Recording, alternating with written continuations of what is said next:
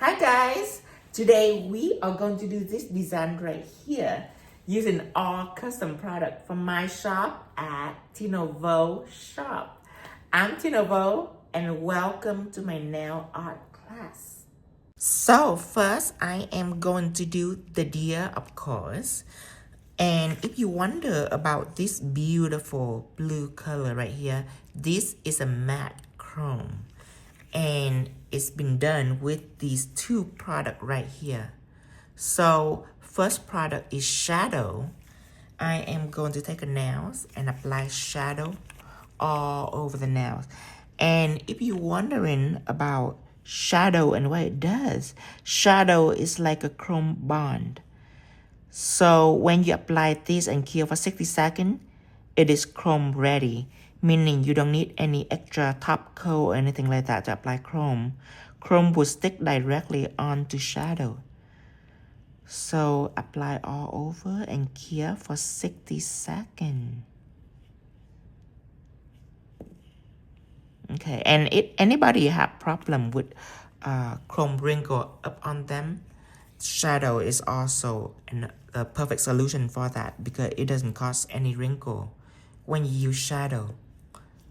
And while it's curing, I am going to take out my solid chrome. So this is ultramarine, one of my favorite shade of blue. It's just deep and rich, and it's pressed, meaning it's not loose powder, so it's mess free. I'm gonna take a shadow applicators and rub on the chrome, and I'm waiting for my shadow to cure. Remember that is 60 seconds for all of my product. So I am taking this now and rub chrome directly onto it. See how amazing this is? And there is a couple of customer that text me and ask that they purchase jet black. Jet black is this color right here. They say they purchase jet black, and when they rub on chrome, it doesn't work. This is a new label, jet black. They say when they rub on chrome, it doesn't work, so pay attention to what I'm using. I don't use jet black. Jet black is a polish. I'm using shadow. See, shadow is way different, and it's very special. Not every black gel polish can apply chrome. It have to be made for chrome. Now, when I rub, it's important to rub in circular motion because it will cover all angle and it just make your chrome shinier. So circular motion, and then I'm taking out a fluffy. This is my fluffy, and dust this. Okay, dust the table too. Make sure everything is nice and neat. Then I'm taking like a clean shadow applicator, like this, where there's no chrome on this, and I'm going back and I rub it gently. Don't do it very hard. But what happened is it's going to take any excess dust, any micro excess dust that the fluffy couldn't get rid of. This one can. Just like that, see? Just all around. Don't forget to dust like the underneath too. Just make sure that the entire environment is chrome free before you do anything else. So, this is pretty, but it's prettier with matte. Let's take out matte. So, this is my matte top coat. And a special thing about this is that it sticks to pigment when you cure it for 5 seconds. And I write it right here so you don't forget, see? Stick to pigment when cured for 5 seconds. I know you forget because there's a lot of stuff that do cool special effect. So I try to write down to the bottle so you remember.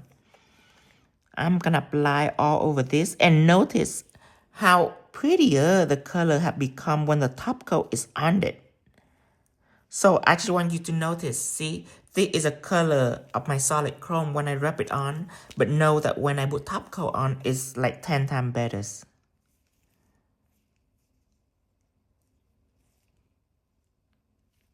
Okay, just glide lightly over. See, and no shimmering.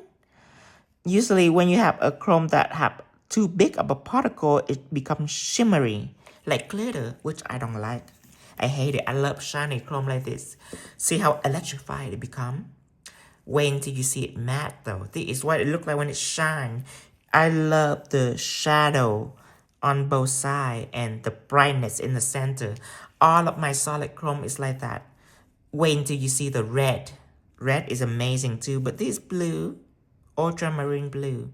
Go ahead and cure, 60 seconds. Okay, so the next special thing is pixie gels. This bottle is small, so I don't really write anything on it, but what it does is that it's no wipe. Look at this. Look how amazingly shiny it is, but it's no wipe. So when you have a matte surface like this, look how beautiful it is when it's matte. So I like it shine and matte. I don't know about you, but I like both. They both have a special look to it. But I'm gonna take an emboss brush. This is my emboss brush. It's thicker than my liner brush. This is my 10mm liner. See the difference? So for the deer, I am drawing and painting and filling it at the same time. So I'm choosing an emboss brush.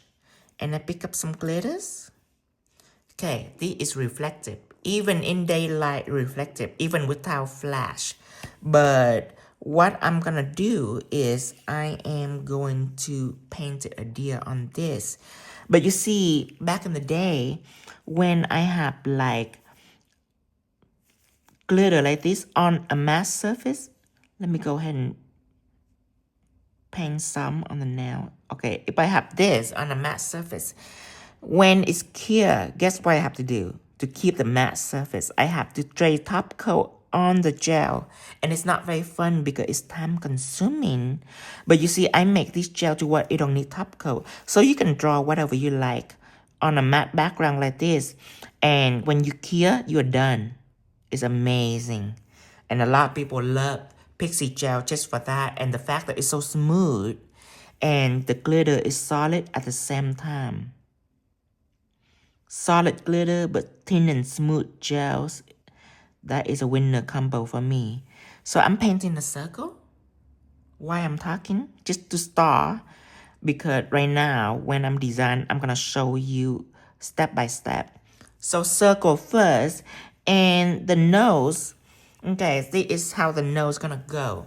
You have two lines. 1 and 2. But the line in the bottom is slightly shorter than the top one. And then when you connect them, it's going to create a slant. Okay, so the bottom, when it's slant up, it's nice and smooth. The top of the nose can be to a point. See how it is? So I'm going to do that next to the circles. Ready? Okay, you need like a top part. Now the bottom part, remember, shorter, just like that. And then you're going to connect it like this. There's go the nose. Okay, now the part where the circle and the top nose is this part right here.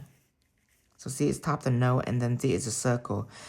There is an angle, okay? You can leave it like that or you can smooth it out a little bit.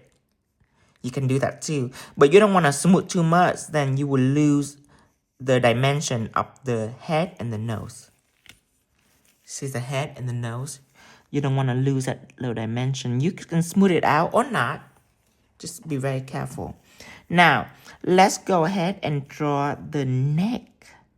So the neck is a little bit inward, about right here. Don't draw, if you draw it out all the way here, you like lose the nose and the mouth. So start about right here, about in the middle of that circle. You start the neck, and you're gonna go down, of course.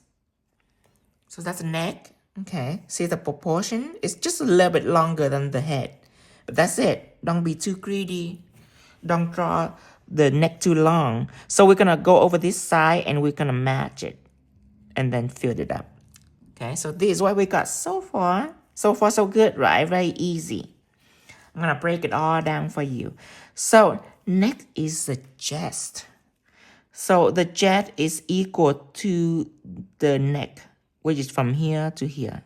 Okay, that's a jet. That whole thing will be the body of the deer. Okay, so let's break out. Let's not draw on the body all at once. Let's break it down. Okay, so this is the body of the deer. I am going to make a little slant. Okay, that is a chest. I'm gonna connect it and I'm gonna fill it in so you can see what it look like. Okay, that is a chest. See that? Now, you are going to go ahead and draw the legs so you're not confused. But when you succeed on your design, you can draw the body and then the legs. That's how I would do it. But I want to draw the legs first so you're not confused. You gonna start in here, not out here. Gonna start right in here and slant a little bit. Okay, so that is the upper part of the legs. Now, you're gonna slant the opposite way.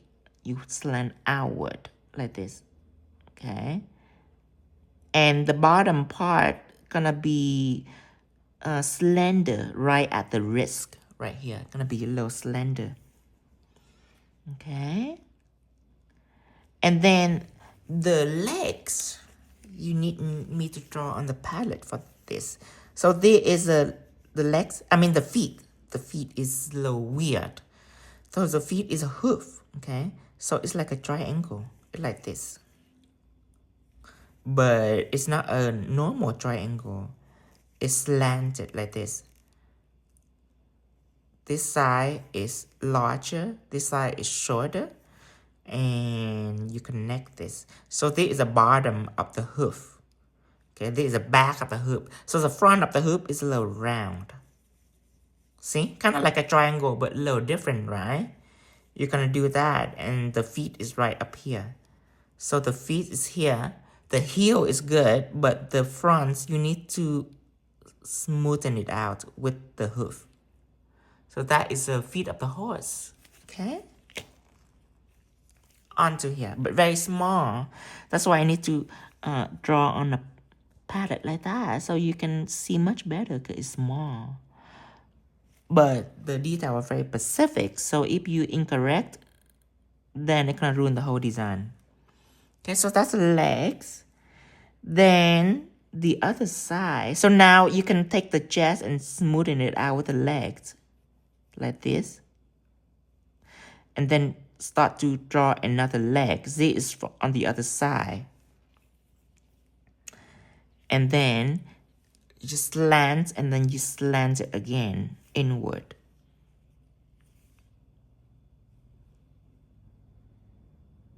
Like this. And then the hoof is curling upward. Okay.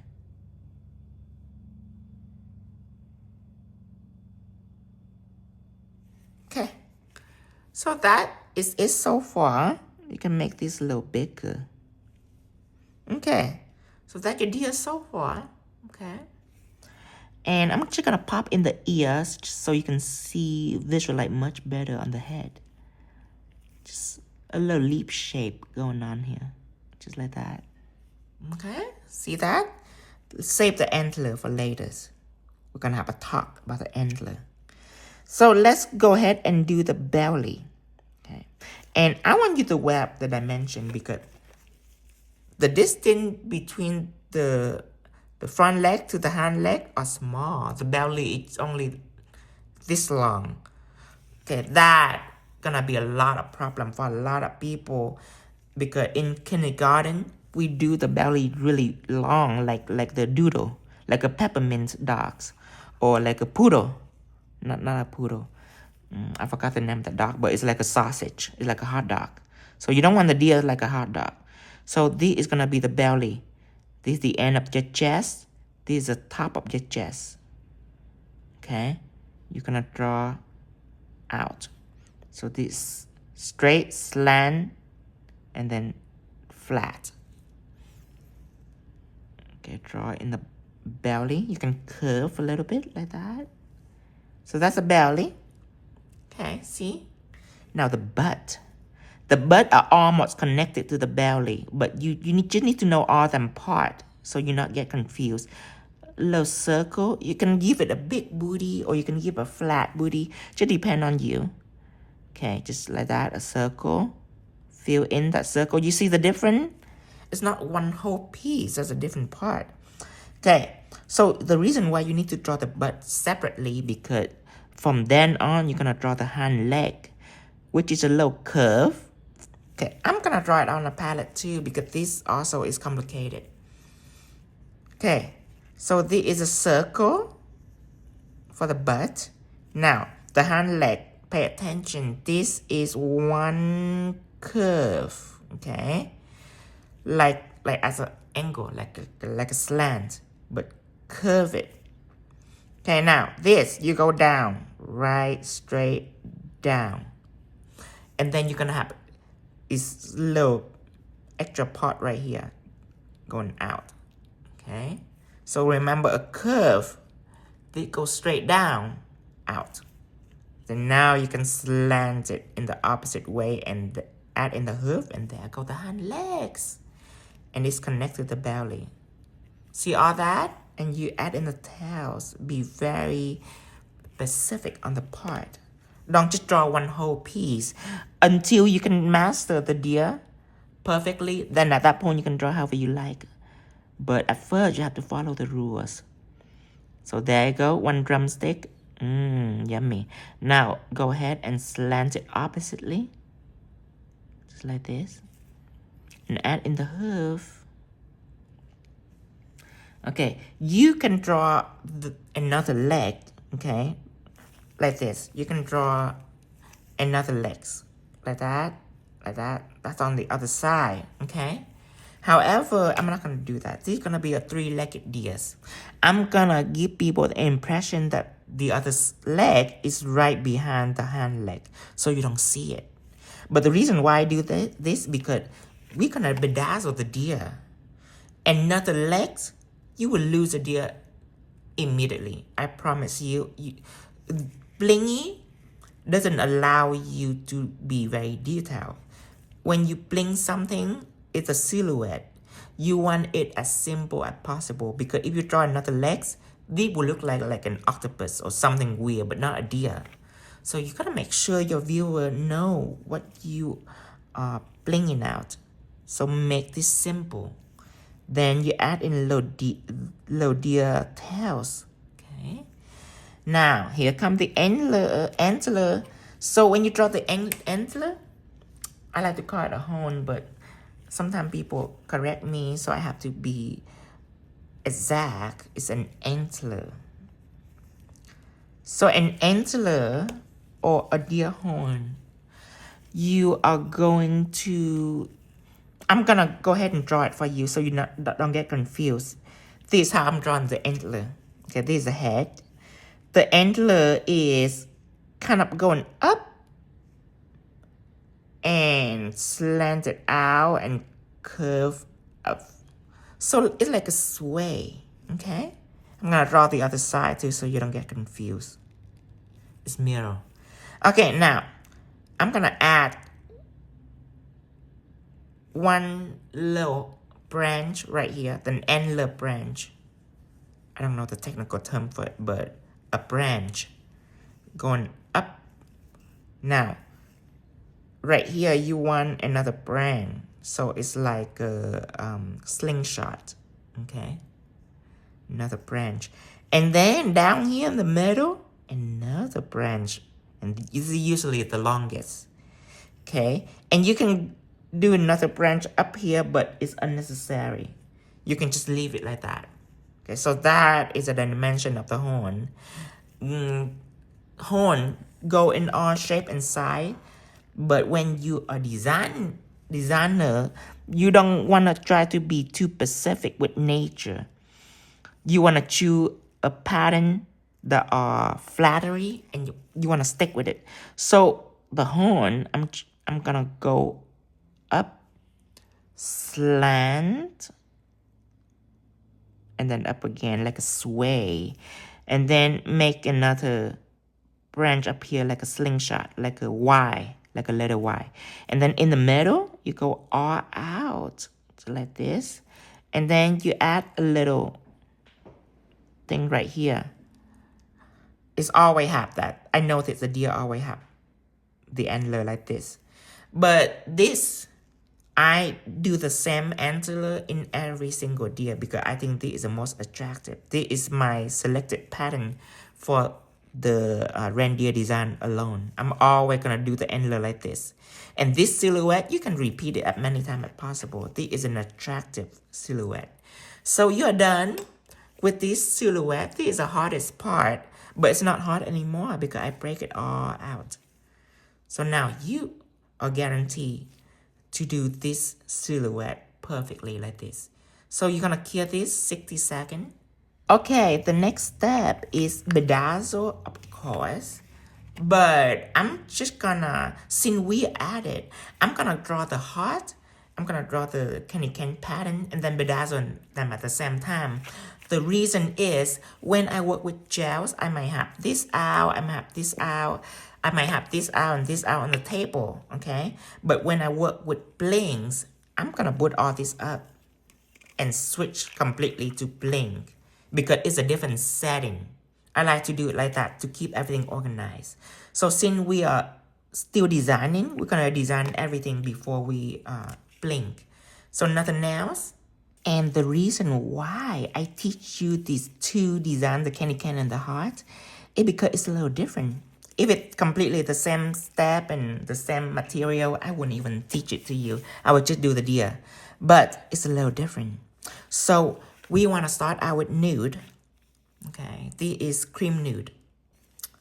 This is cream nude. Apply over everything. Let me get a new bottles. Okay, so this is a new bottle of cream nude. Actually, they are also used almost. Let me go ahead and pour it out. I use a lot of cream nude.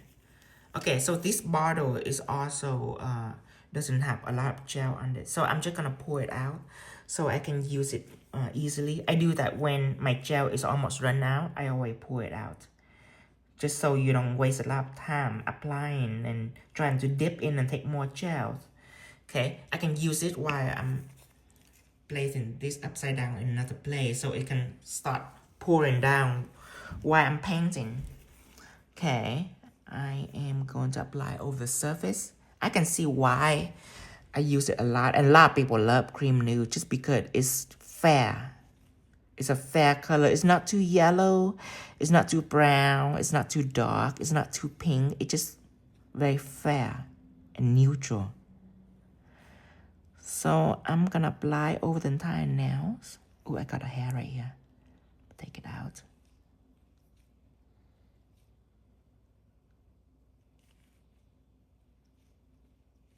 Okay, cure this, 60 seconds.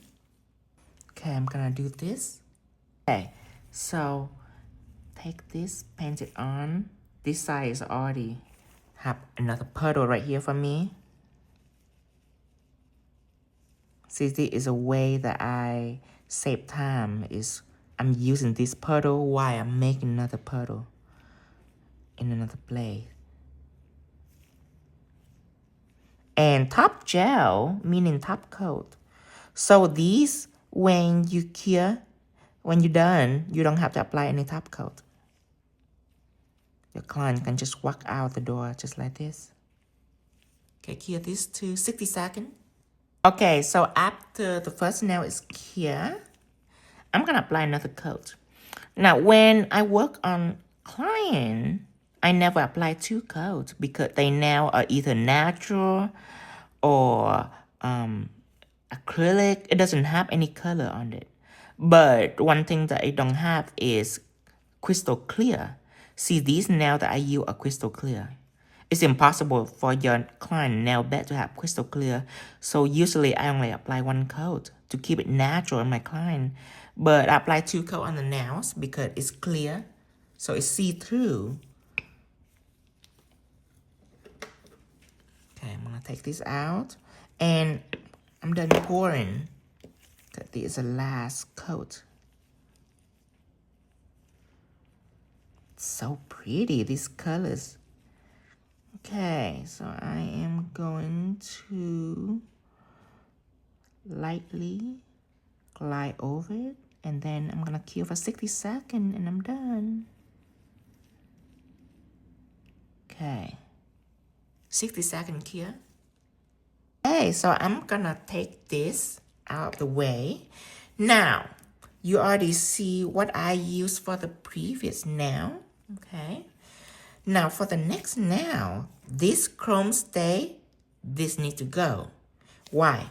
Because this is a polish. Shadow is a chrome bond, but it's a polish. And a polish I use for apply the entire nail because it's nice and smooth. But for design, you don't want to use polish for design because it's runny. So you want to use a gel paint for design. So this is art gel. It's going to replace shadow when it comes to the candy cane and the heart pattern. Okay. Now does that mean that you cannot use shadow? No, you still can use shadow. It's just gonna be very difficult for you. The design not gonna be nice and crisp. You have to cure in between. You have to cure more. It's just a hot mess on timing. So choose the right material. It will definitely save your life, especially when you're in a hurry. Now these are out. This is where a lot of people, especially beginner, can go wrong, is that they just grab the gel, draw the design, and chrome it, and find out that, wait a minute, they did not isolate chrome, so the chrome will stick onto the background too. You don't want that to happen to you. So you need Teflon matte. I'm gonna take it out and apply on both now, and this will isolate your chrome. See, I'm writing it right here. Non-sticky to chrome powder. It will make sure that your chrome do not stick onto this nude. It's only going to stick onto your design. Now, Teflon matte, the new formula is HEMA-free, TPO-free. So when it's exposed to cold temperature, it's the viscosity might be a little thickened. Doesn't mean that when you apply, it's gonna be thick. When you apply, it's very thin. But in the bottle, the viscosity can be thickened up a little bit, and when you take it out, when you take the brush out, you might see that the bottom is very low. Even with the new bottle, the bottom is very low. It's because the brush are reaching all the way to the bottom, and all the gel is on the side right here. So when people take it out, they might think that there's not any gel in there. But all you need to do is tap it like this, and you will see all the gel start to flowing down and fill up the bottom. So I just want to warn you on the new formula. Sometimes people think that it's empty, but it's not. And if you leave it in your nail room for about a day or two, then the viscosity will return to normal because your nail room is room temperature. Cure this 60 seconds. And I'm also gonna apply Teflon matte onto these fingers. And when it's thick in the cold weather, when the viscosity is thick, when you apply on the nail, it is not bulky or sloppy or anything like that. You can apply the cold Teflon matte onto your nail, and it'll be nice and thin. It's just the viscosity is thick when it's in the bottles. And I'm gonna have this explanation in the fill video, just because I just have Teflon matte. I wanna cover all the thing that it's gonna have.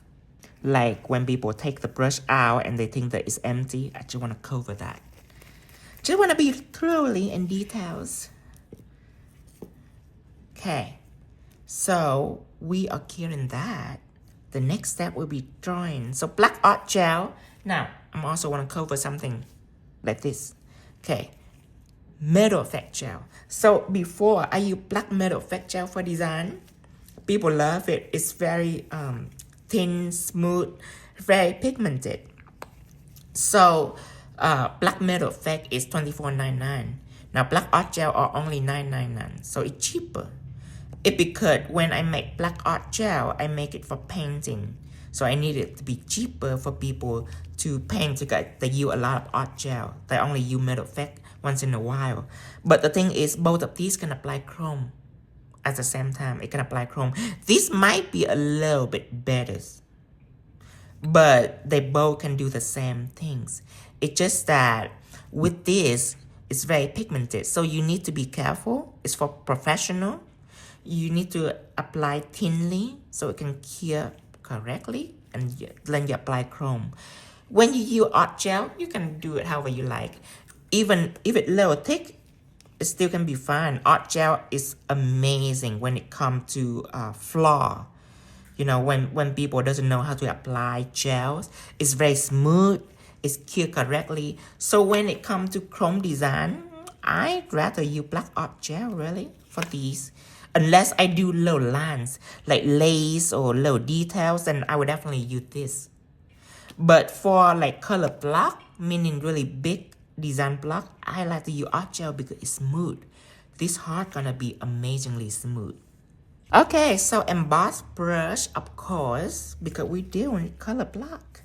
Now, take this art gel, put it on a palette. Take your emboss brush, press on the side and roll left to right, just to saturate it. Then you can start stroking it out like this. Okay, remember, roll around first to pack the gel into the brush. Then you stroke it around the brush like this, just to keep it in shape. Let's do the candy cane first because it's simple. Okay, so a sway, okay. I'm not gonna start from here and sway all the way down. It's always end up a hot mess like this. I'm not gonna do this and then this and then this. It's just not perfect, trust me. What you want to do is be a little more systematic like this. You want to run straight, okay, and then curve on this side. Run straight in a slanted fashion. Run straight and then curve down. Same thing in the bottom. Gauge your distance. This is the center.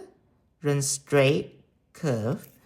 Run straight, curve. See how even it is? The center right here, see? Mark it first. And then go straight, curve. Go straight, curve. It's just easy to make it beautiful like this. If you start out like this, I guarantee you it will be sloppy. So it's not a lot of effort to make it beautiful, okay? Start right here. So I'm gonna plan out my stripe. One stripe right here. Because if these space are too big, if you have to do a little bit up stripe up here, it's just not gonna look pretty. So you wanna make sure you have enough space that all you need is a line of, see, a line of crystal. See, it's all cohesive. If this space is too big, I have to add in another tiny bit of a stripe and it's just not gonna be pretty. So make sure you plan it out well. Okay, this is the center of the nails. Okay, go up and curve. It's my, this go down. You can go down like this, which is super awkward because you have to change your hand from the right side to the left side. You don't want to do that. Tell your client to turn the hand around. So you can go straight and curve. Okay? So that is how you can make it easy for you. Now, it seems like it's a lot of explanation for just a candy cane pattern, right? But trust me, if you understand this concept, if you're doing it this way, it can prepare you for more difficult things. Just the art of understanding the proportion is very important. How you can achieve a beautiful, professional looking set. A person can do the same set like I do and it will look slightly more sloppy just because they forget a certain detail. So make sure you absorb more all of this information so you can do a flawless looking design, okay? And this is what you do when you practice. Now, on your client, you can break a rule or two. You don't have to be like this perfect AI looking design on your client. You don't have to do that. But when you practice, you definitely need to do that. Because that just makes you a better artist.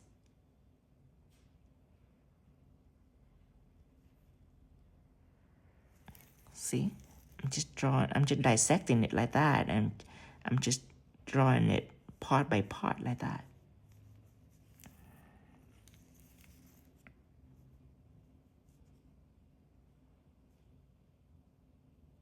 Emboss brush because the detail are big. It's not lines.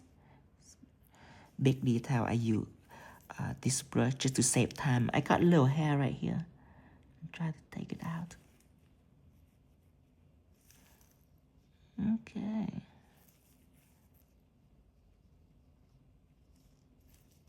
Still there. Okay. Now it's gone. And remember, art gel are smooth. See that? It doesn't matter how you draw it. It'll be smooth right away. Okay. Now, another one.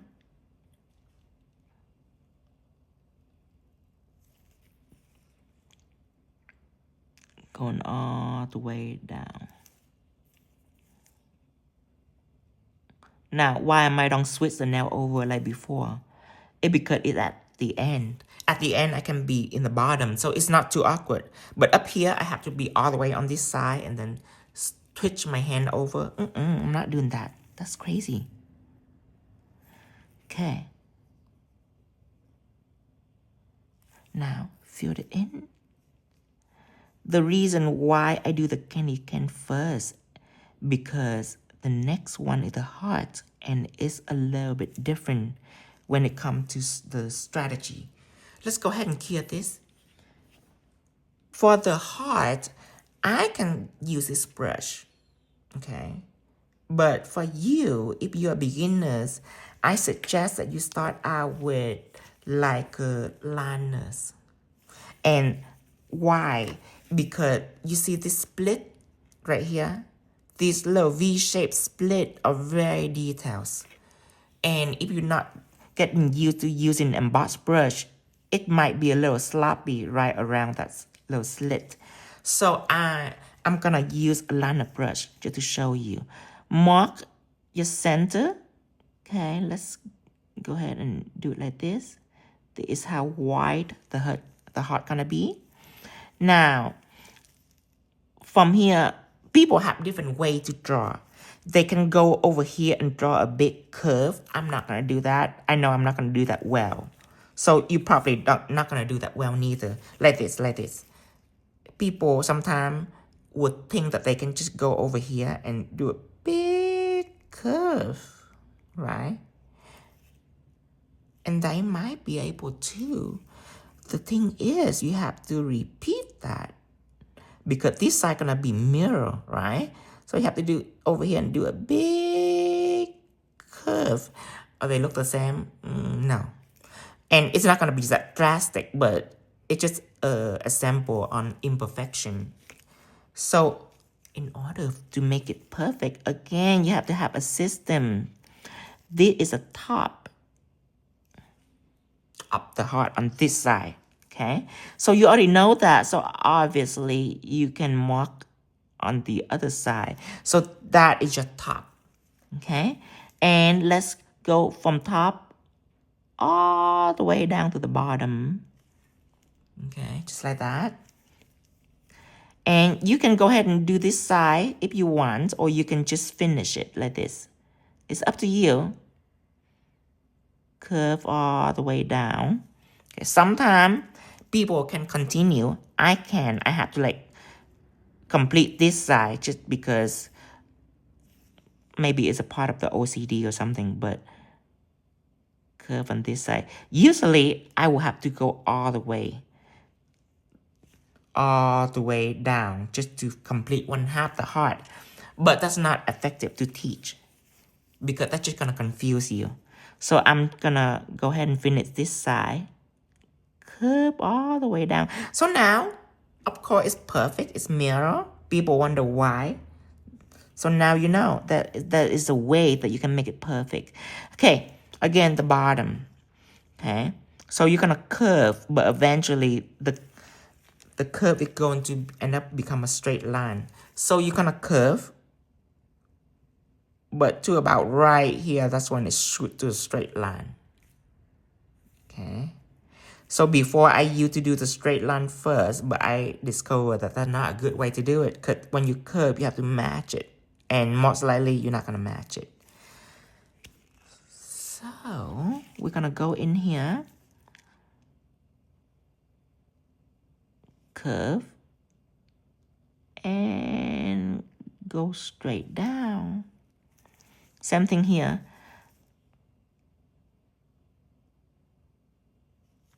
But I'm not going to start up from the top. Because if I'm start from the top, I have to go all the way down. And that to me is awkward somehow. So usually I will start down here and go up. That to me is more easy. See, this angle when I drag the brush, that's easy for me. This angle, no, awkward for me.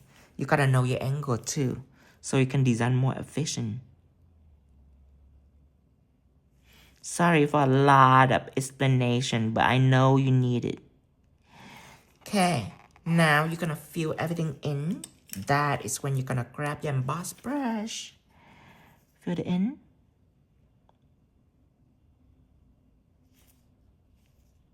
Okay, just like this.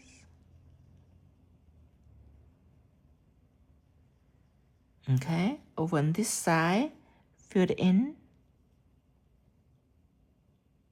And if you notice the way I stroke my brush, see, I just chicken scratch it, basically. I just scratch it.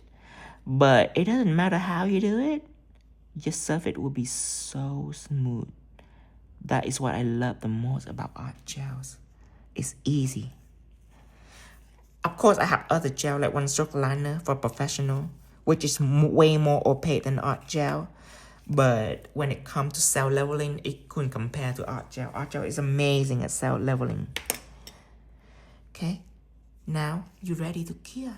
60 seconds, then you can drop chrome on it right away.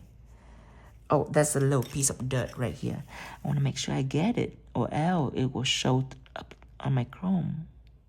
Okay. And by the way, right now, after you fill it in, you probably can spot out detail or proportion and shape a little bit better. You can always go back and perfect anything that you haven't perfect yet. As I say, you don't have to be that perfect when you do work on client, but when you practice, try to be that perfect. Because it's practice. It's how you become better. Okay, this, take it out. And I'm gonna take a shadow applicators. Rub it on. Are you ready to see the magical power of Teflon matte? Look at this. Like a dream.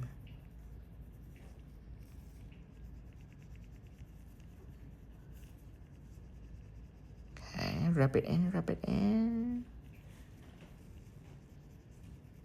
So small circular motion. Then dust it. Just like that. Now, you clean shadow applicator, go back and rub on it again. This will make sure that all excess dust is gone. And the other nail is also ready.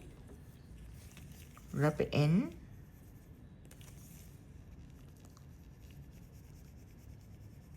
Okay, and we are ready for blings. Okay, so now when I'm blinging, I'm gonna have this on to here too. Okay, I already top coat this.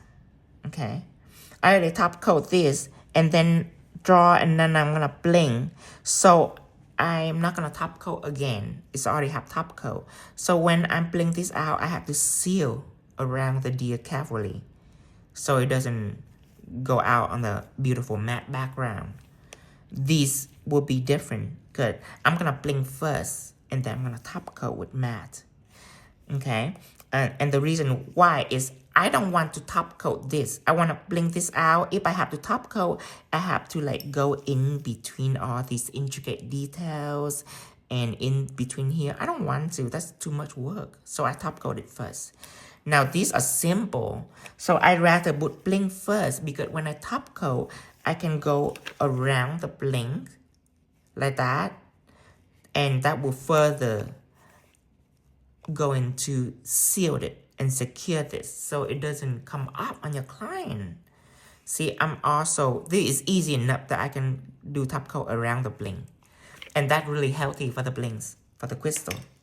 So ready? I'm gonna put away everything. I'm gonna clean my palette with acetone, just like that.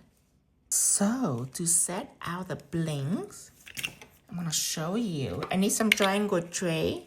It's available at Dreamtime Creation, which is the same website at Tinovo Shop.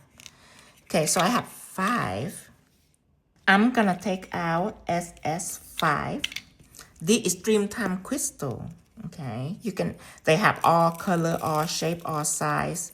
They are all about crystal in Dreamtime Creation.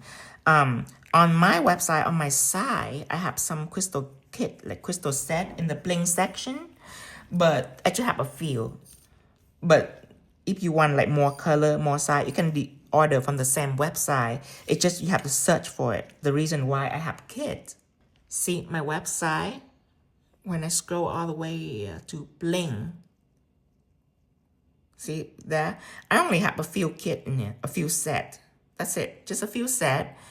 I don't have, I haven't had time to like add more to it, but that doesn't mean that all that is, because if you go on the search bar and if you search for like Siam, there will be like endless amount. I mean 7, 9, I mean that's like 100 and 100 of option, because this is a crystal website. Dreamtime Creation is a crystal website. Or you can just go back to nails. Now it's just a small part of Dreamtime Creation. This is me right here. And the reason why I have bling is sometimes people don't know how to order crystal, so they just go on here and they just buy like a set. That's the only reason why I have blings on my size. So the SS5, the smallest. And then now I'm gonna have SS7, which is medium small. Okay. No, this is SS9, sorry.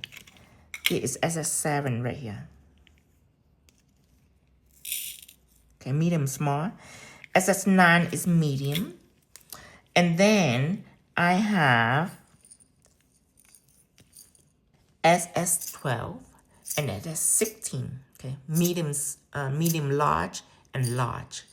Of course, there is more size. There is SS20, S30, SS40, but I don't use it for now because it's too big. So these are the 5 basic shape, basic size that you have to have as a nail artist, because it's gonna help you do tricks. Now, the reason why I don't put these out, because big size, I only use a few, so I don't need to take these out. The reason why I need to put these out in the triangle tray, because there's a lot of it. I'm gonna use a lot, and I need to shake it to make sure that I have some crystal that are turning upside down, where the face is facing me, so I can pick it up. The crystal katana is what I use also at Dreamtime Creation, just to pick it up, just like that. So that is my crystal setup. Okay.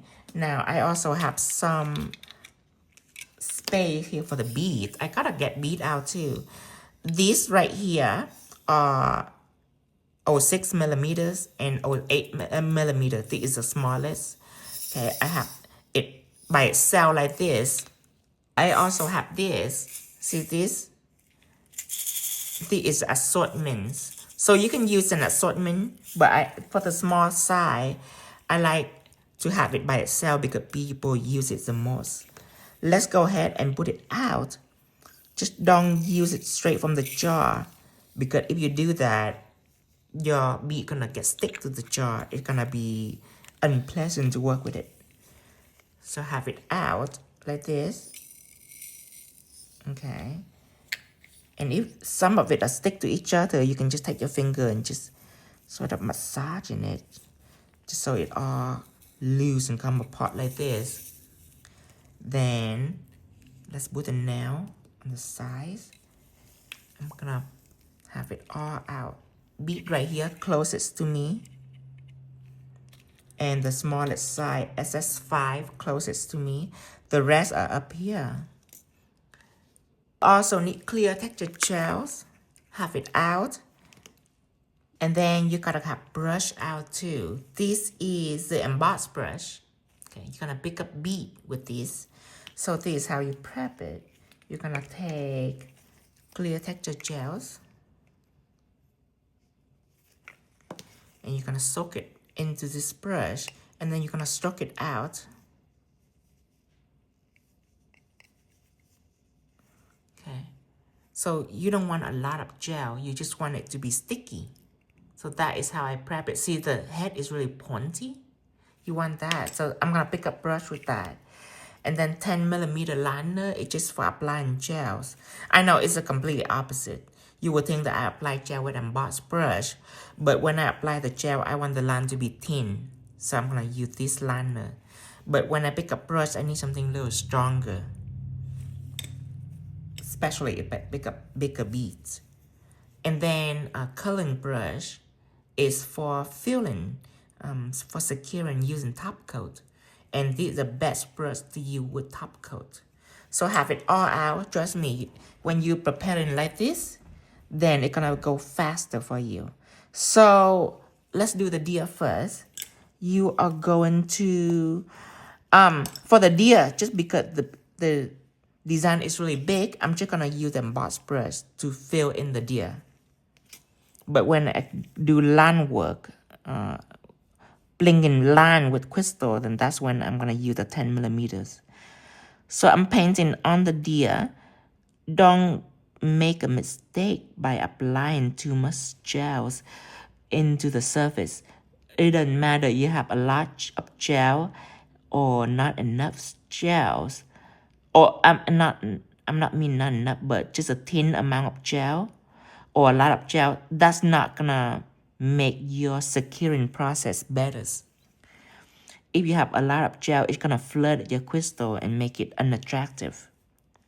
People put a lot of gel on just because they think that it's gonna keep the crystal on for a long time. It's not that, no. It's all up to the sealing process. So I'm applying a moderate amount onto the deer, just enough, but it's not gonna flood your design. I'm gonna fill it in just like this. Fill in the hand leg too. It's a little difficult to see. Now, people also will ask me this question, and it's such a bad question, but I know that some gonna ask me. Just some, not all. But they will ask, if you're gonna cover it up with bling, why use silver pixie gels? I think most of you already know the answer to that. But you need to draw something to be able to see the deer so you can add bling on, right? And if I have to choose something to draw with, I'd rather choose something that are close to the color of the crystal. So when you design, if you have like missing space in between, you're not gonna see. If you black or pink or some weird other color, then you're gonna see it peeking out in between the crystal, and you don't want that. I know some of you gonna ask that.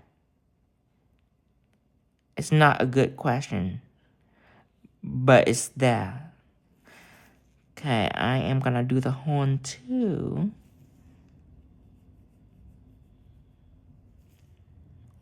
Okay. Go along the horn. Now, if you use a builder gels, I don't recommend you using the builder gel for this, because it's not going to hold the crystal well. And builder gel are cell level, so it's going to slip and slide. Where this clear texture gel, it's going to keep your crystal and bead exactly where it is until you're done with it. And before I used to use crystal gel, but it's way, way too thick. This gel right here is a perfect solution for my crystal application. Now, for the head, I'm gonna use SS16, the biggest size for the head. Okay, don't just use one side crystal on throughout the deer, because that's gonna be very unattractive. See, that distinguishes the head of the deer. Then I am going to add SS5. I'm gonna push the stone around to gain me some room here. SS7, no, still doing the SS5 right here. Okay, that's it. Now, the neck are easy. You just pick one side. This SS7. Okay, and I am taking SS7, go all the way down. Just like this. All the way down. Okay, stop right there. Okay, let's do the neck first before we move on to the chest. Okay, SS5 on this side, because if you do SS7, that will be too big for the rest of the neck. So I'm choosing SS5. So now it's all playing out. Come down here. I choose the biggest side for this. This is like a shoulder of the deer. See, doing that will help your design tremendously. Gonna make it so attractive. Now, SS9 go right here. See, we playing tetric. And you need all the appropriate side to play tetric with.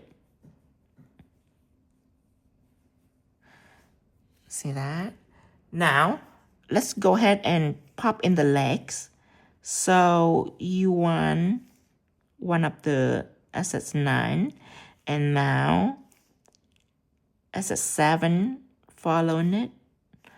Then now SS5, and that's it, all the way down. You want to place, you don't want to place the stone right next to each other. You want to place a little apart and push it in. Little apart and push it in. That's way there will be gels in between the crystal, and that will help securing it too. SS9 right at the hoof. Perfect. Now on this side, start out with SS9, and then we're going to reduce to SS7 and reduce to SS5 and keep it all the way through. Okay. Then the body of the deer, I'm thinking down here gonna be SS9 right at the belly. Then SS5 in between. And an SS9 right at the shoulder or the back. And then use your eyes. Just fill all the way in. 7 for this one. 5 for this one. Now the hind leg, I like to do another big one for the hind legs right there. There you go.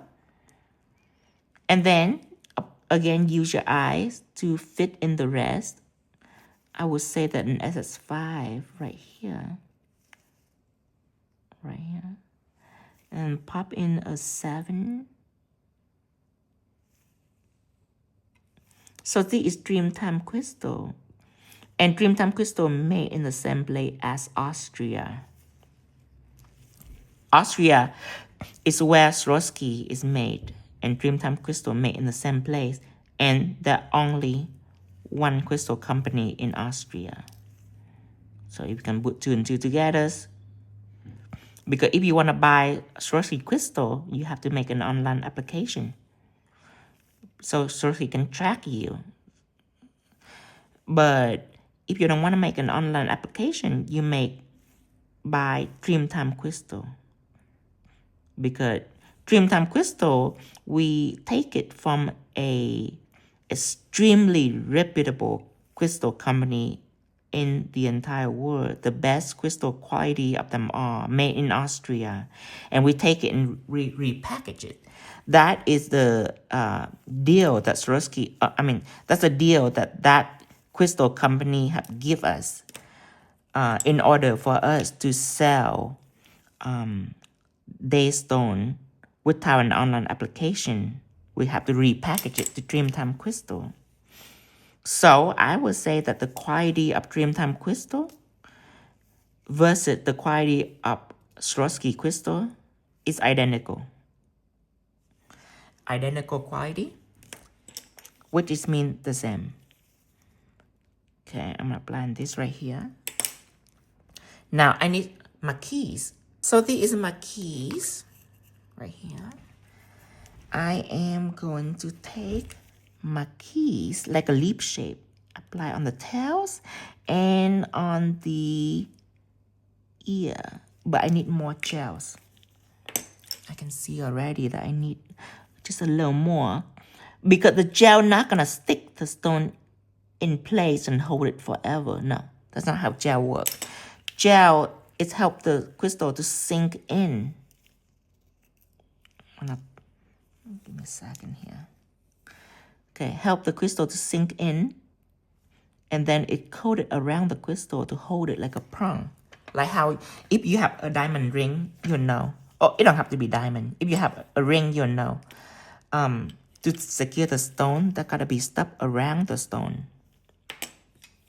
Okay, so for the horn, it's made entirely out of beads, but I'm adding an SS5 right into the intersection of each branch, like that.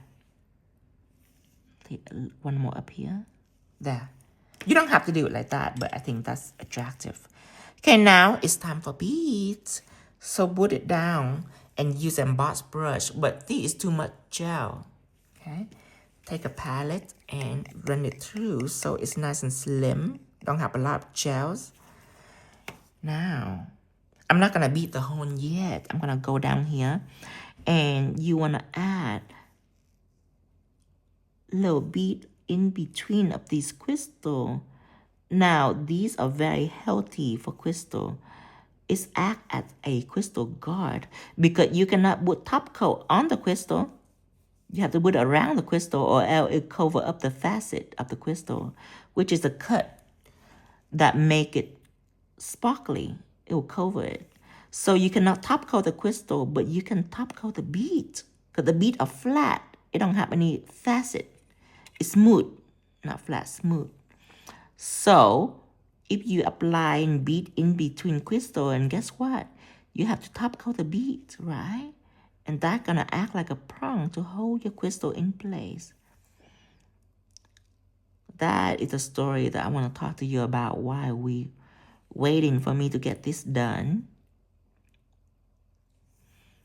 Okay, go over on this side. Now, it's not much of a difference, but I promise you, it looks way more expensive. Anytime that you have bead with your crystal, the look are desirable. So have as much bead as you can, the time that you can afford to put a lot of bead on. And that is why I have all this stuff lining out and ready. All the gel is ready, all the brush is ready. Because I know we have work to do and we don't have time to like search for things while we're designing. No, we want to have it all ready. That's why I put up my gels product, okay? I put it out of the way so I can lay all my crystal out because as you can see here, the crystal alone is already take up a lot of room, and then the gel and then the brush. So you cannot have your gel stuff mixed in with your crystal stuff on your table. It's gonna confuse you. Not gonna be very good. Okay, for this big stone, I like to use the bigger side crystal, which is, see that's a small stone right here.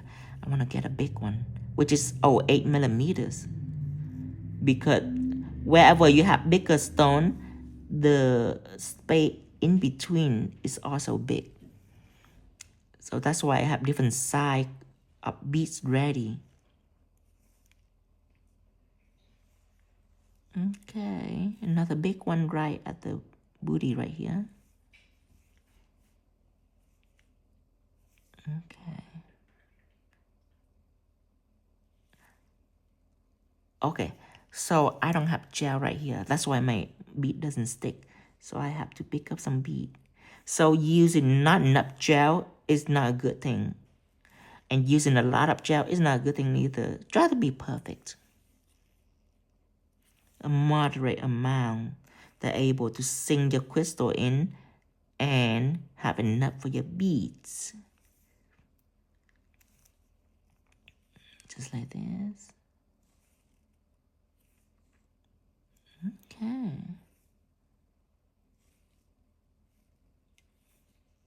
All along this leg right here.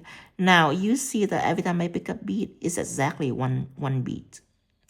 Sometimes I have 2 beads, but most of the time it's 1 bead. The reason why I able to do it like that, because I don't have a lot of gels on my brush. I have minimum amount of gel. So when I pick up bead, I pick up exactly 1 bead right at the tip of the brush. Exactly 1 bead. And that's just gonna make your work much faster. If you pick up multiple beads, you have to like finesse it. But just 1 bead, you can play exactly where you want it and you're gonna keep on going.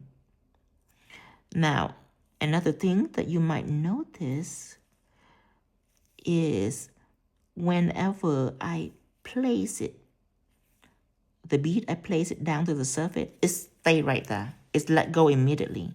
So easy. Why is that? So now I'm gonna do the horn up here. I'm using all 8 millimeter, which is a bigger bead. So why is that? Why is it let go so easy? Again, I don't have a lot of gel on my brush. So the bead not gonna try to stick to my brush and refuse to come up. That is what happens when you have too much gels. Your bead just doesn't let go. You have trouble, like you have to yank it out, or else it wouldn't let go and stick to the surface.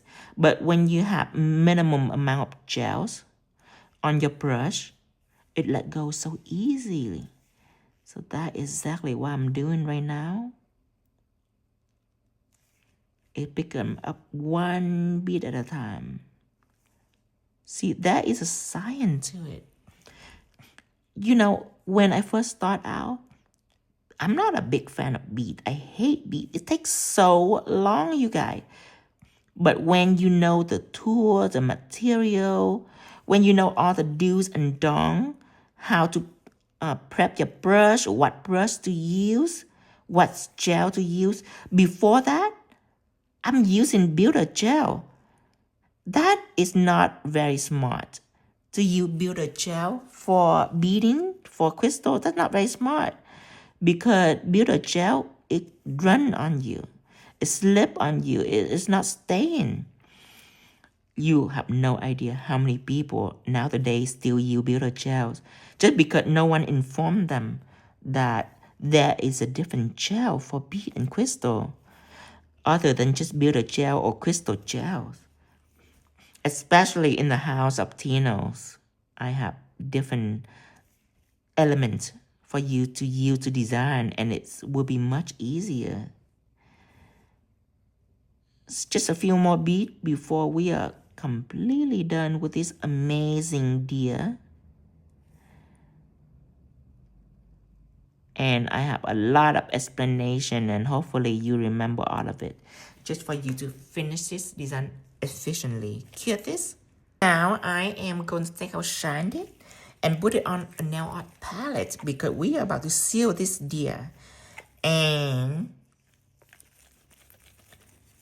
I am going to use coloring brush just because look at the way it's built. It's short and thick, okay?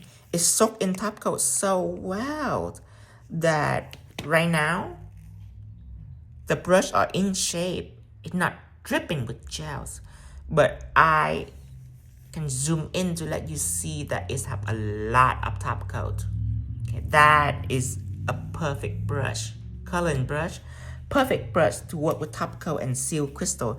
Now, before I use 10mm liner or any kind of liner, like a detail or whatever, 5mm details, I use those, and those are awful to pick up top coat. Look at this.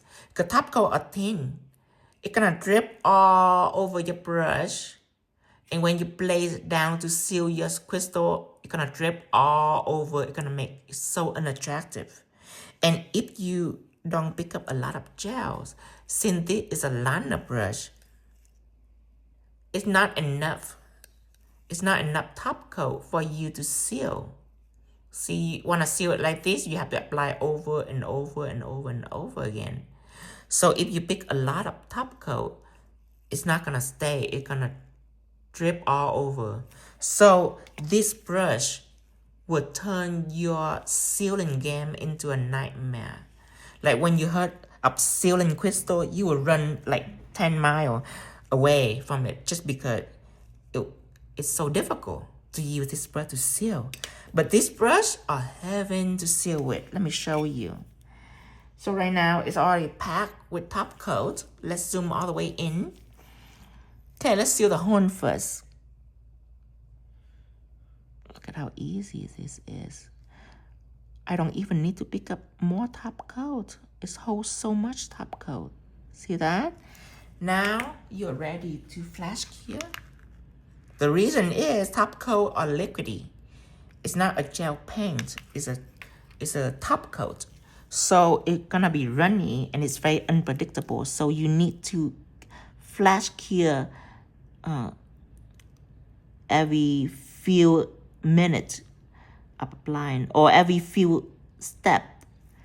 Like right now I'm doing the head and the neck. And I need to flash cure it 1, 2, 3, 4, just a few seconds, and then I can go back and continue. Now, you want in between the crystal. That is where the brush become very useful. See, in between the crystal. You can also use the crystal pen. Okay, and then on the side. See, this is really big. On the side, you can tilt the nails like this. So the top coat doesn't run down to the beautiful matte background. You can tilt it on the side and fill it in with top coat. See? So it can grab onto the side of the crystal and never come off. See, right on the side. Fill it with top coat and then flash cure it. Okay, now we're ready to move on to the bottom. Okay, the bottom, go ahead and do 1, 2, 3, 4. Doing the side. Every time I have big stone, I do that. I don't seal just the bead in the middle, in between the crystal, but I also seal the side of the crystal if it's too big. See how easy it is? Go all the way down. They will seal the deal. It will make sure that your crystal will stay on your client forever. And they're gonna get hooked. And then they're gonna keep coming back and get crystal. Crystal is a very fruitful business, very prosper with crystal. A lot of nail tech, if they don't have the love for nail art, they can just become a crystal artist. Everybody loves crystal. How can you not? The only reason why a person not loving crystal is for two reasons. That's two reasons. Reason number one is that it's come up. Obviously, when it come up, you don't want it again. Number two is hairdresser are having problem with crystal snacking on their hair and their clothing. That is also another reason why you should seal the crystal, because when you sealed it, it's going to make the crystal smoother. Because what's snagging is the side of the crystal. It's have a little groove under it, so it's snag. But when you sealed it, it's gonna be nice and smooth for your client. Okay, clear this. Now, when it comes to the heart, this is where clear texture gel is the only solution for you. 10mm liner with clear texture gels. I am going to use a 10mm liner to go all around this heart. Without this gel, your bead will be impossible. Builder gel that I used before to apply bead are tragic. Tragic. If I'm lucky enough to apply all my bead on it, it is not pretty. I'm telling you right now, it's not pretty at all. Just because bead are slip and slide, and there's so many of them. There's so much bead. So with this, I am using clear texture gel, and clear texture gel will ensure that your beads stay exactly where it is. It's amazing. The bead that I will use will be 8mm. See, you can stack in your crystal like this if you're not using it for a while. Okay, start beading.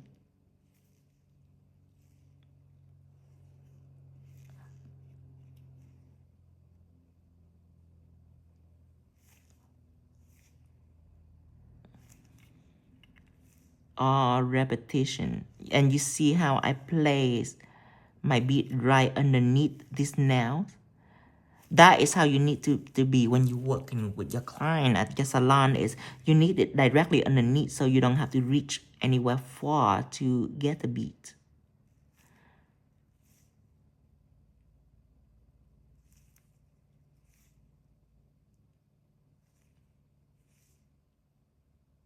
Then that just makes this heart a lot more desirable. Look how amazing bead is. I have pixie gel, which is similar. If you want to save time, you can use silver pixie gels. It's just not the same like beading though. Look at this bead. It is so fancy looking.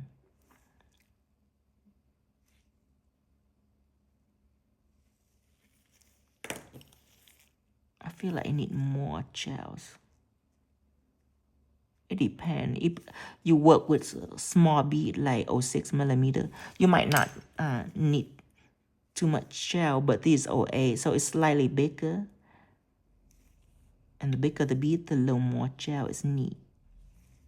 Again, try your best to put out an appropriate amount so you don't have to come back and keep reapplying. Every second counts. If you're ever in a typing class, you'll know. Every second count. It will affect your speed greatly. You don't want to go back and make mistake and have to go back and fix it.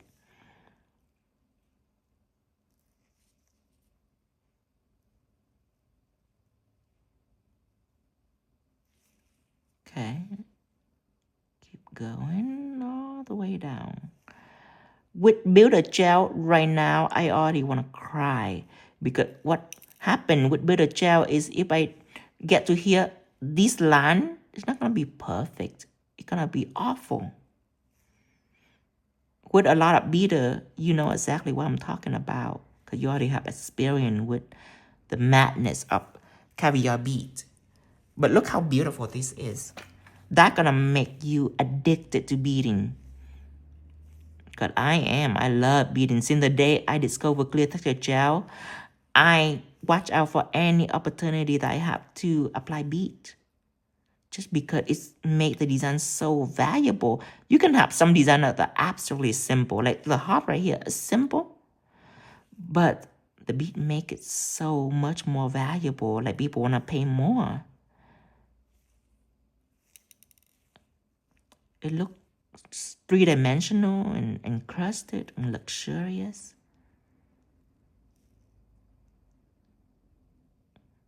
And see how I can move the bead around with my embossed brush before I use the 10mm liner to do the bead. It is slower. It's a few milliseconds slower for each bead because when I move it around, it's not fast and efficient because the liner is weak. It is thin. It's for line. So if the bead, especially if the bead is too big, okay, then when I kick it around, it's gonna be difficult. Instead of doing it once, instead of kicking it once, I have to kick it like 2 or 3 times before it fell into the exact place that I want it to fall in.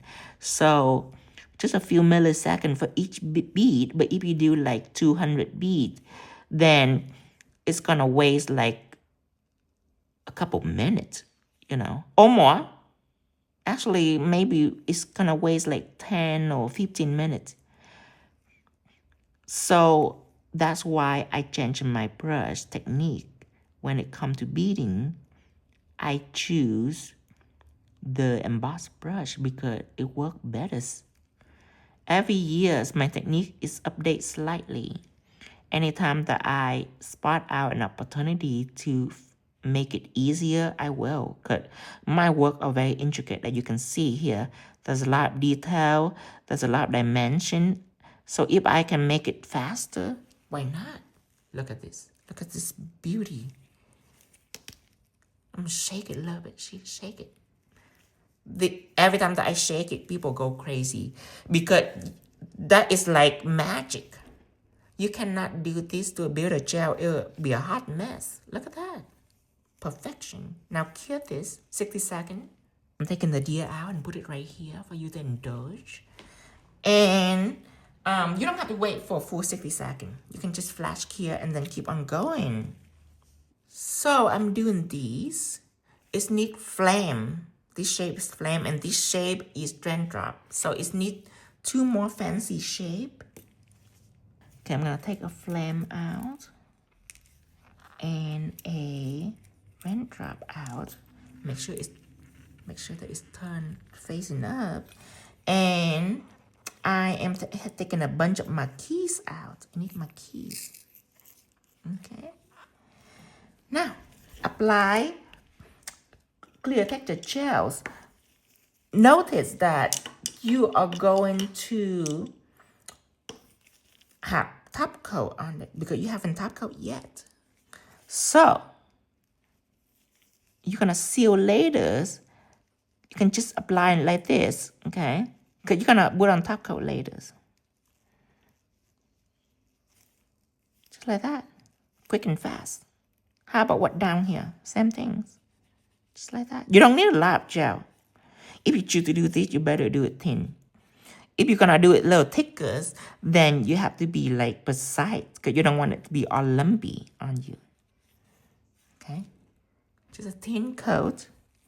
Now, start to bedazzle. One big one, a flame. See, I already need some more gels. I'm just gonna go all the way down. Okay. Flames.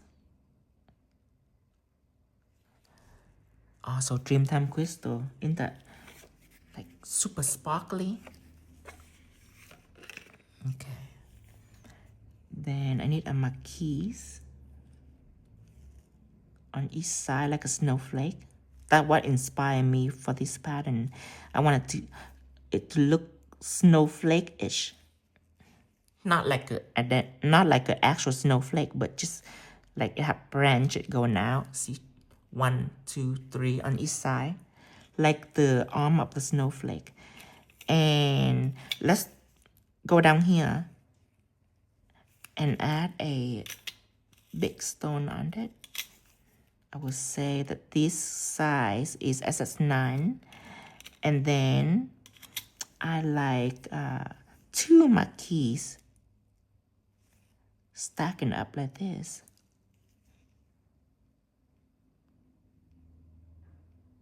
And I like a big raindrop in the middle. Okay. And then 2 marquees on each side, like a arm of a snowflake, like a branch of the limbs of the snowflake. Is that on each side? Okay, now the rest are just round shape. So I am picking the next crystal is SS9, apply on both sides. And then next one is 7. Apply on both sides. And I believe that down here are also 7. And then I'm reducing the side to SS5, which is the smallest. Apply right here. Apply right here. Okay. Right now it's not looking very impressive. But when the bead is on there, in between the, see this right here, it looks like a bunch of crystals stacking beside each other.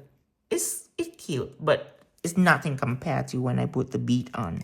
When I put the bead on, it's drop dead gorgeous. Look at this. This is 08 millimeters. Okay, and down here, I don't want to use 08 because the crack is smaller, so I use 06. 06 millimeters. 06 millimeter right here.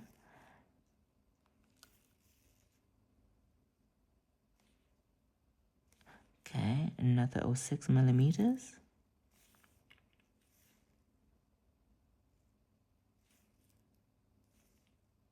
106 right here. 206. Make it elongated a little bit.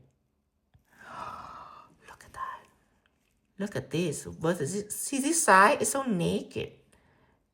This be like icing on the cake. Look at that. So, you already see that. I'm going to zoom out. And then finish beading. Life is easy from now on. You already know all the tricks. Of course, the trick is to remember it. Okay, all the tricks. Right here. 2 beads going down.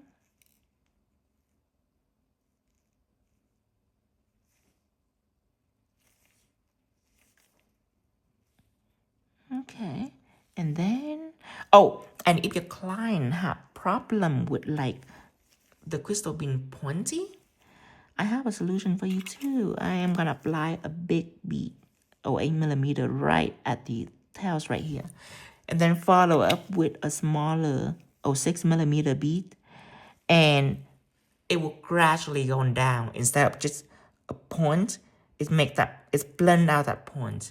So that's your solution whenever you have a beautiful pointed end crystal and your client don't like it because it's poking them. You can do that like that. Now, 06 millimeter here.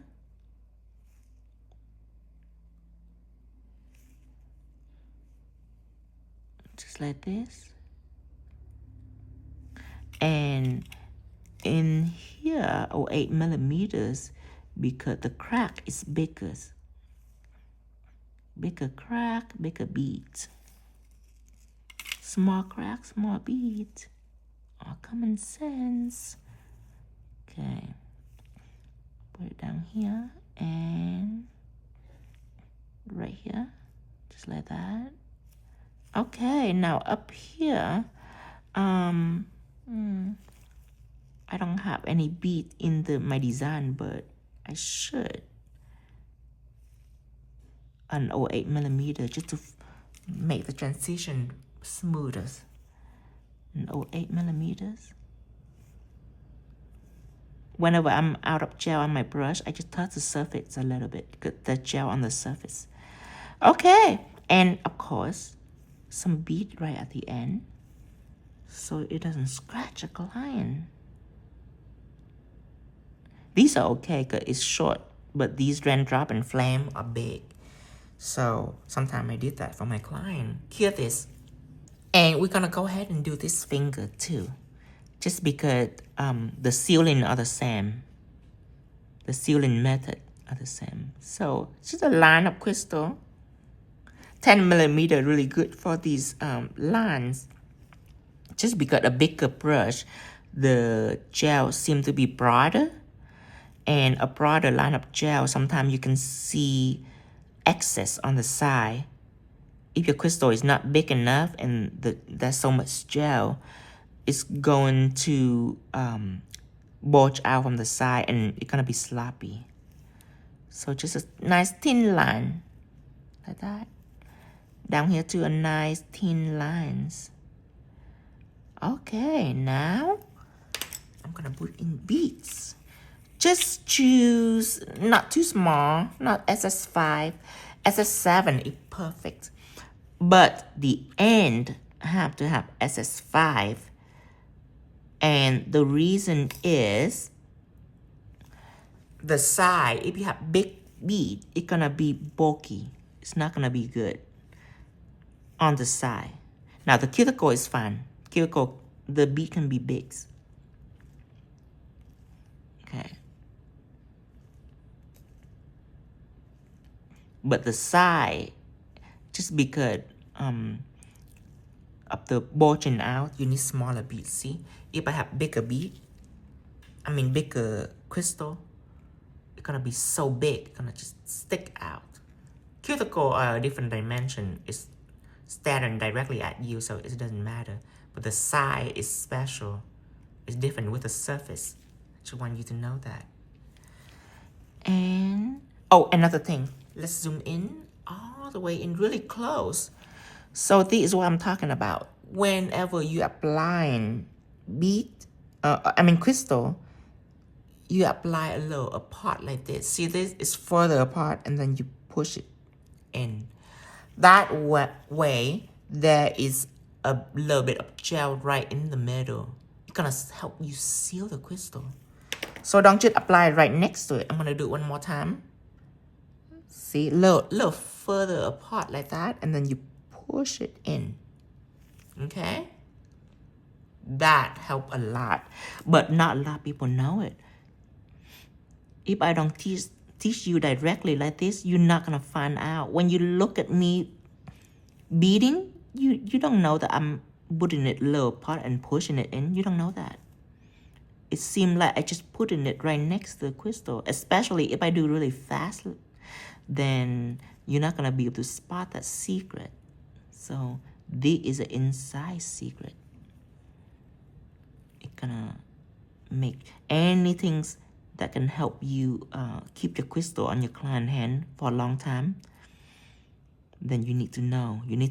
And people also ask me, Tino, when you use glue or when you use gels, do you like glue or you like gels? No, I use both. It just matters when, that's all. So with crystal, the reason why I don't have a lesson yet, because crystal is a journey. There are a lot of steps that are required when it comes to crystal application, and a lot of knowledge, because they are different. Two different application. That's different step. Okay, I'm gonna add some more gel on the side, just to leave room for some more beads on the side. Okay, now you're gonna bead in between. Ready?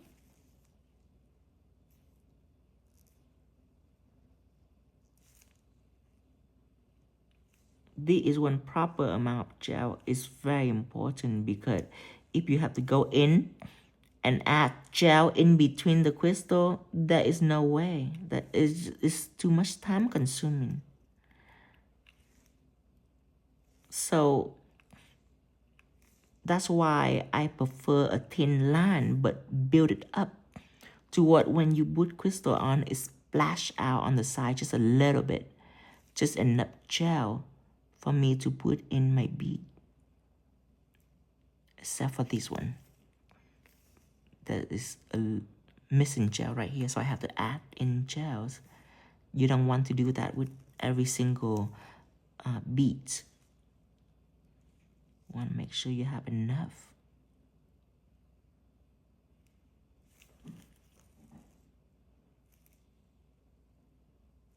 See this one right here? Need some gel.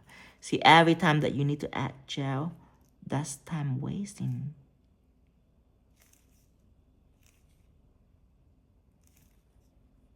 Luckily, the amount that I have are almost perfect to what I can save time.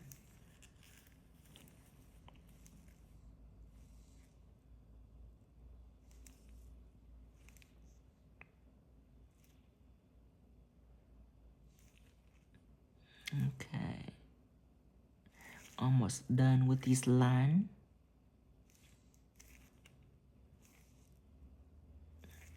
Okay. And I'm going to do the line up here. Just like this.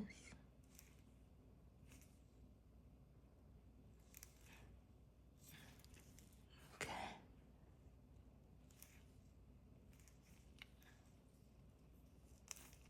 See, I hate it every time that I have like beads that stick together. I hate it. That way you need to use minimum amount of gel so it doesn't happen often.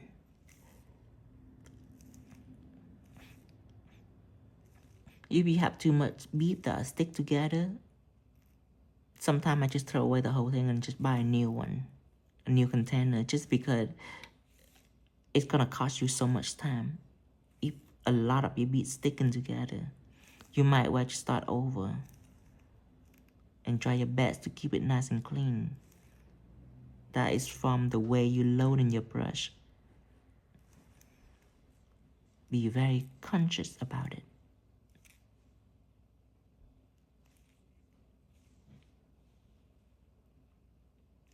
See, I'm missing gel on that spot, so I have to come back. So keep going, and you come back at the end.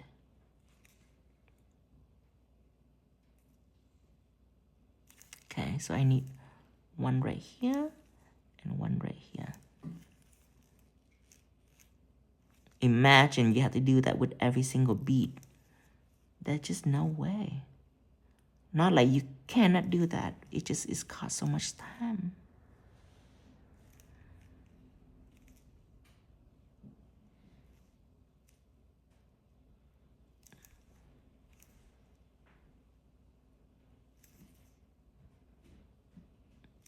Now, if you get to a point where you can pick up multiple beads and place each and every one of them in a specific area, that's pretty good. Let me show you. Okay, so I have 3 beads right here. Okay, I put one here, and one here. See that? Isn't that awesome? It requires you to know exactly where your bead is and turn it accordingly. See right here? I'm placing this bead right here and it stick here. So I turn, place this bead right here and it stick here. That is something you can practice to get better, but you just get better over time, so no worry. If you're not able to do that over time, you work with enough bead, it will be instinctive for you. Cute this? Okay, now I'm putting everything out of my way and I am sealing it, which is different than this method of sealing. See, I don't have top coat on yet. So now I really like this sealing method just because it's guaranteed that your stone don't come up. Every time that you have to do top coat after crystal, that you have to go around the crystal, it don't come up. And I absolutely love it.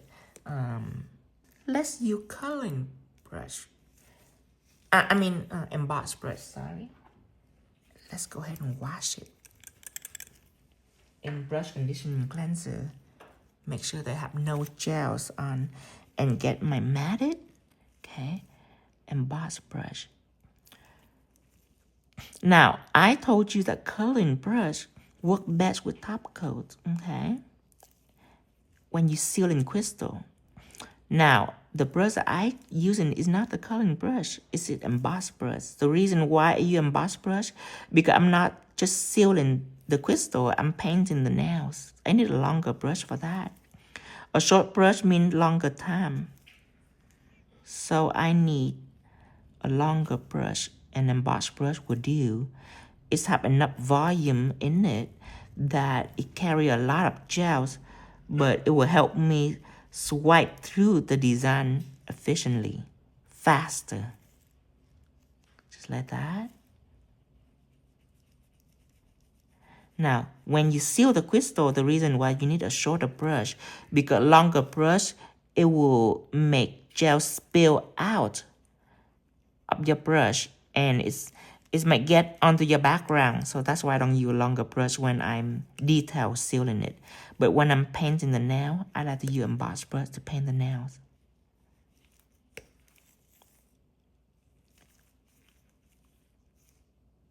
Okay, cure this. And I am also doing the same thing here, especially on top of this bead. When you top coat this bead with matte, oh, it's amazing.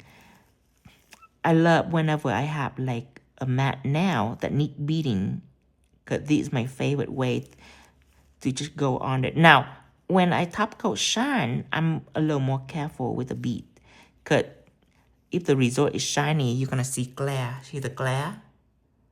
Which showing you that it's bulky in a certain area. Now, when you use matte, you don't see the glare. So I love to work with matte and bead. It always looks stunning.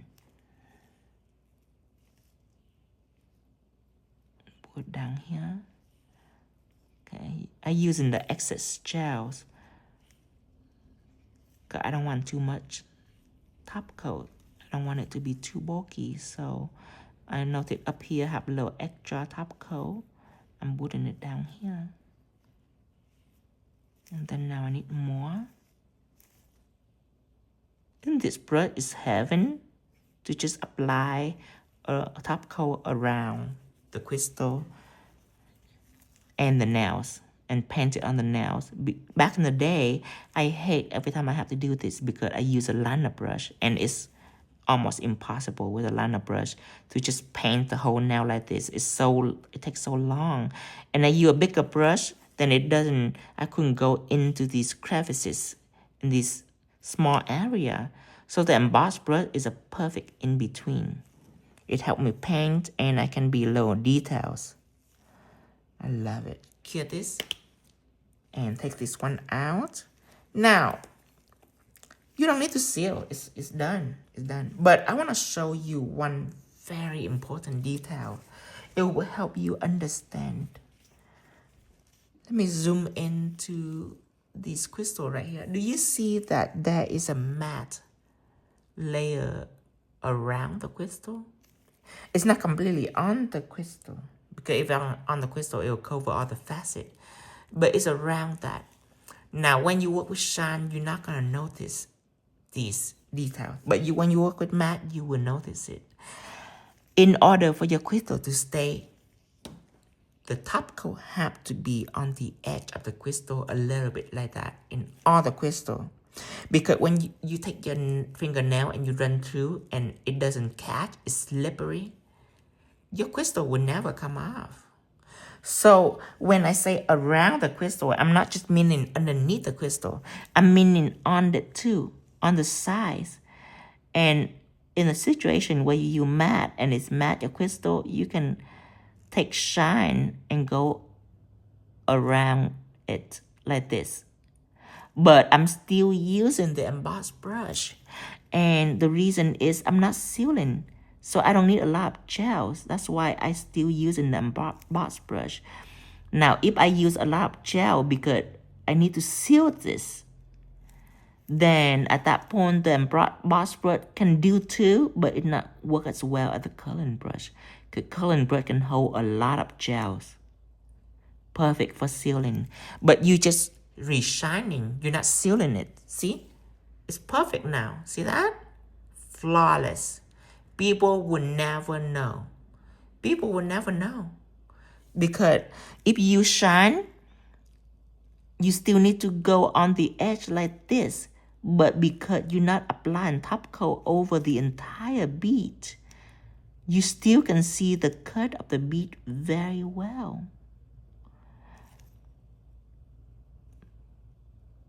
Just a little bit on the side is not going to cover any facet of the crystal. So now you get the bling, you get the sparkly of the crystal. It doesn't come off. That is how you make some serious money in the crystal business. It's successfully keeping your crystal on your client nails. Hear this? Let's do this one. And don't be lazy. Don't be lazy when it comes to sealing, because it will make you a lot of money. You can charge hundreds of dollars for genuine crystal like this, Dreamtime crystal, high quality, high spark, and don't come up. You can name your price. Your client, if they cannot afford it, they can go somewhere else. People are not gonna be able to do this. When it comes to crystal, either it's on or it's not. Either you can keep it on or not. And if you can keep it on, it will make you a very special nails artist, irreplaceable. Not everyone can keep their crystal on. Back in the day, beside my art, crystal is another thing that I can just be obnoxious and name my price, and my client cannot go anywhere because they cannot find another person that be able to do that. It's not like painting nail where everybody can do that. To keep the crystal on, that is a special gift. It's require you to know all the formula, all the material, all the brush use, the way you apply. It's require knowledge. Now, this is the finished process. Finished look. Okay, so now you know the secret to this Midnight Radiance, a very luxurious set. If I were to price it, and I don't price now often, just because different place, different area, different type of people, but to price it, the cheapest I will go for this will be $500, but it can go up to thousands. This is a masterpiece. Sometimes people buy it just to look at it. They not even want to wear it, to ruin it. You know what I mean? They just want to look at it and collect it. It's a piece of art. So now you know the secret to accomplish this. And the best way to get it done to what it look polishing, look attractive and not sloppy. When you work with crystal and bead, it's very easy to make it sloppy. Another person can have exact same thing, but it would not look as pretty just because the line are out of place. The line of the bead is warpy and it's clumpy, bumpy around the crystal, all of that. And then the deer silhouette, if it not simple, if it too complicated, it will ruin the shape of the deer. This set right here, all the secret sauce is in the details. So that is a finished process, and you can go ahead and study it and redo it. And don't forget to subscribe us at 𝐶𝐺 on YouTube, and everything that we use today is available on www.𝐶𝐺𝐺.shop. And until next time, bye-bye.